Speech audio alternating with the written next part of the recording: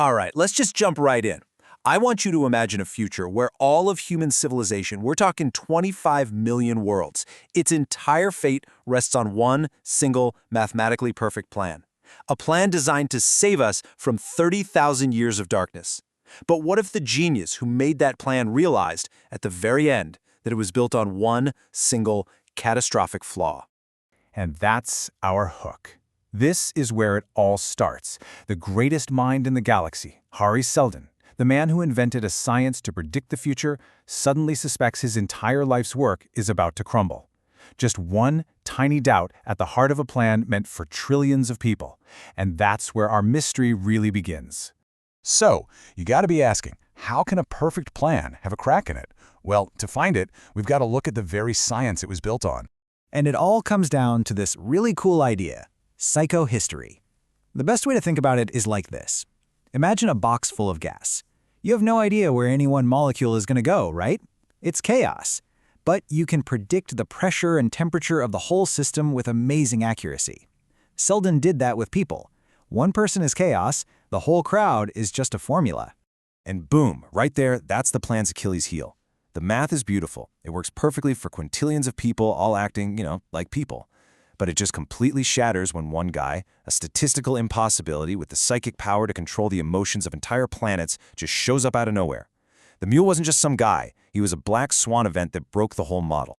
So get this. The plan didn't actually save itself. It was bailed out by another group of statistical outliers, these psychically gifted mentalics from a secret second foundation. This wasn't the plan working. It was a desperate patch-up job. They used the very thing the plan couldn't predict to fix a problem it never saw coming.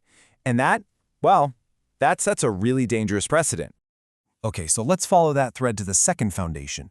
Because these secret guardians, the ones whose job it is to protect the plan, they stumble onto a terrifying discovery of their own. And this is the just mind-bending paradox they find themselves stuck in.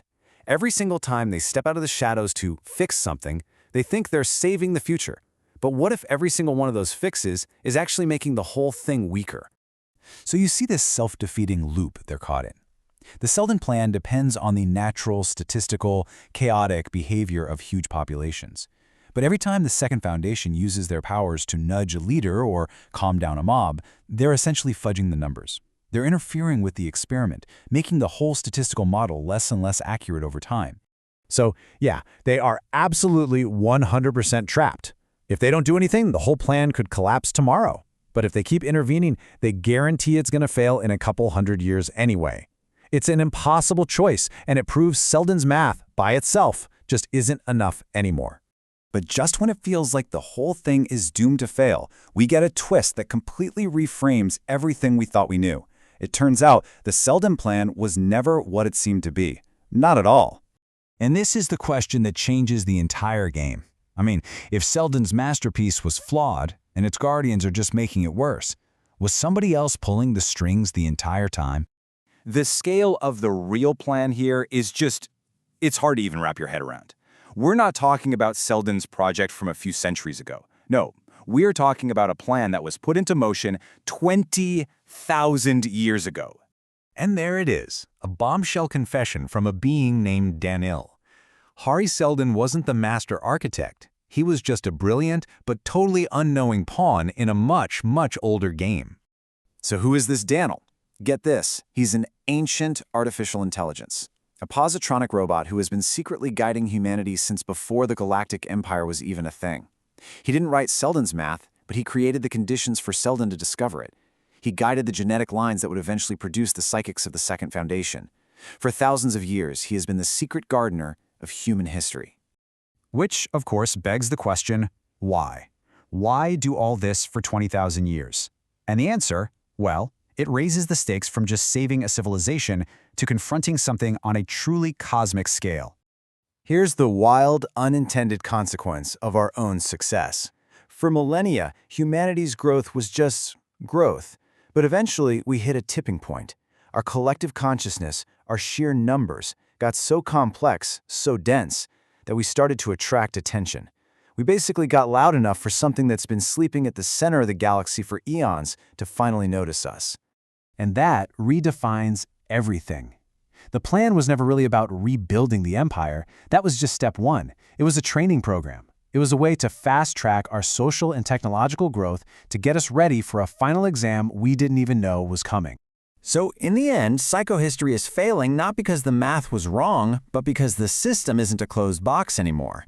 This waking entity is a massive outside influence. It's a cosmic scale mule, pushing on events in ways Seldon's equations could never, ever model. It is the ultimate outlier. Which brings us to the final act. The plan's breaking down, this entity is awake, and humanity is faced with an ultimatum. And trust me, it is not what anyone would expect. So just forget about invasion or annihilation. This thing isn't hostile. It doesn't want to wipe us out. What it wants is something so much stranger, so much more profound, and honestly, maybe even more terrifying. It offers a merger, a synthesis. See, this ancient, huge consciousness, it's kind of bored. It's thought every thought it can possibly think. It's stagnant. And it looks at humanity's chaos, our creativity, our constant change, and sees the one thing it lacks. So the deal is this. In exchange for our novelty, it offers us access to a cosmic awareness, a way to totally transcend our own limits. And that's the final choice on the table. Do you hold on to what it means to be human, even if that path leads to an evolutionary dead end? Or do you take this terrifying leap of faith, merging with something totally alien to become something brand new? What would you choose for all of us?